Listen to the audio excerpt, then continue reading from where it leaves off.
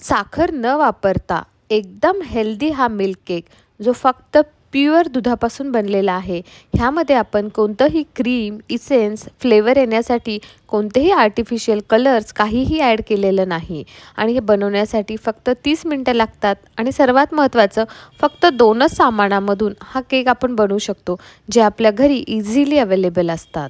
आणि व्हिडिओमध्ये तुम्ही बघू शकता हा केक इतका दाणेदार बनतो आणि ह्याची बाइंडिंगसुद्धा खूप छान असते. लहानांपासून मोठ्यांपर्यंत सर्वांनाच नक्की आवडणारा असा हा केक, जो आपण फ्रीजमध्ये स्टोअरसुद्धा करून ठेवू शकतो. दुधाने बनलेला आहे, त्यामुळे बाहेर आपण जास्त दिवस ठेवू शकत नाही. त्यामुळे फ्रीजमध्ये आपण हा 8 दिवस केक स्टोअर करून ठेवू शकतो. तुम्ही जास्त क्वांटिटीमध्ये बनवला तरीसुद्धा तो तुम्ही फ्रीजमध्ये ठेवू शकता. तर चला जास्त वेळ न घालवता आपण रेसिपीला सुरुवात करूयात. तर एका जाडबुडाच्या कढईमध्ये 1 लिटर आपण फुल फॅट मिल्क घ्यायचं. फुल फॅट मिल्कमध्ये जास्त आटवावं लागत नाही आणि हा केकसुद्धा झटपट बनून तयार होतो. आणि पहिले एक 10 मिनटासाठी दूध फक्त सुरुवातीला बॉईल करून घ्यायचं आणि मध्ये मध्ये हलवत राहायचं. कारण ह्या ठिकाणी मी स्टीलची पॅन वापरलेला आहे, तर बऱ्याच वेळेस दूध हे खाली चिटकू शकतं. त्यामुळे मी त्याला थोडं थोडं हलवून घेतलं. आता आपण 2 चमचे लिंबाचा रस आणि 2 चमचे पाणी असं मिश्रण बनवून घ्यायचं आणि ते दुधामध्ये ॲड करायचं. म्हणजे काय, दूध चांगलं दाणेदार बनतं. ह्या ठिकाणी आपण खूप जास्त लिंबू ॲड करायचं नाही, नाहीतर हे असे जे दाणे आहेत ते खूप जास्त बनून त्याचं पनीर बनू शकतं. म्हणून लिंबाचं रसाचं प्रमाण हे कमीच ठेवायचं. 2 चमचे लिंबाचा रस, 2 चमचे पाणी ह्याच्यामध्ये सफिशियंट असे आपल्याला दाणेदार असं दूध बनून तयार होतं. तर जसं व्हिडिओमध्ये बनलं आहे सेम त्याच पद्धतीने. त्यानंतर चांगलं एक 5 मिनटं बॉईल करून घ्यायचं आणि ह्या ठिकाणी मी 1 वाटी गूळ पावडर ॲड केलेली आहे. ह्या ठिकाणी गूळ पावडर ॲड केल्यामुळे आपला हा केक जास्त हेल्दी आणि पौष्टिक बनणार. गूळ पावडरच्या ऐवजी जर तुमच्याकडे गूळ असेल तर तो सुद्धा तुम्ही 1 वाटी किसून ॲड करू शकता.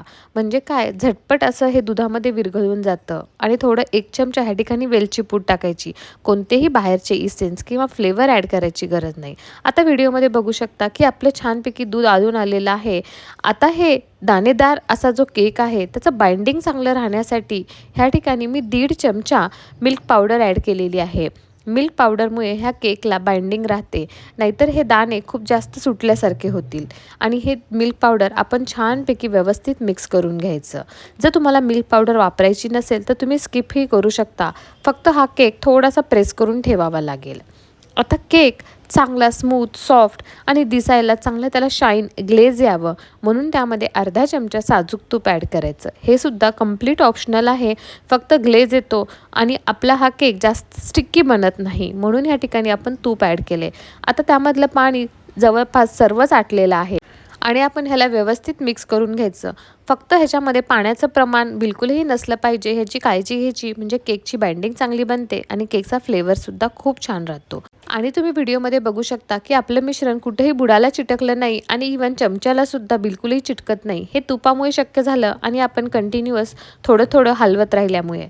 आता कोणत्या पण एका सेट करायच्या बॉक्समध्ये आपण त्याला सेट करून घ्यायचं किंवा आपण परातीमध्ये, प्लेटमध्ये सेट केलं तरी चालतं. वरच्या साईडने बटर पेपर लावून घ्यायचं. जर तुमच्याकडे बटर पेपर नसेल तर त्या पॉटलाच आपण थोडंसं तूप लावून घ्यायचं, म्हणजे हे केक काढायला सोपा जातो. आता सर्व मिश्रण त्याच्यामध्ये काढून घ्यायचं आणि त्याला व्यवस्थित थापून घ्यायचं. सर्व साईडने त्याला व्यवस्थित पसरून घ्यायचं काठांनीसुद्धा आणि चांगलं टॅप करून घ्यायचं. टॅप केल्यामुळे काय, खालच्या साईडला सुद्धा मिश्रण व्यवस्थित बसतं. आणि ह्याला चांगलं तासभरासाठी असंच रूम टेम्परेचरला ठेवून द्यायचं. जर तुम्हाला झटपट केक बनवायचा असेल तर एक 10 मिनटासाठी फ्रीजमध्ये ठेवा, म्हणजे हा व्यवस्थित सेट होतो. तुम्हाला आवडतील त्या आकारामध्ये कट करा. वरच्या साईडनी तुम्हाला आवडतील ते तुम्ही ड्रायफ्रूट्सनी सजवू शकता. आपला हेल्दी मिल्क केक बनून तयार. तुम्हाला आवडला असेल तर कमेंट करून नक्की सांगा. थँक्यू.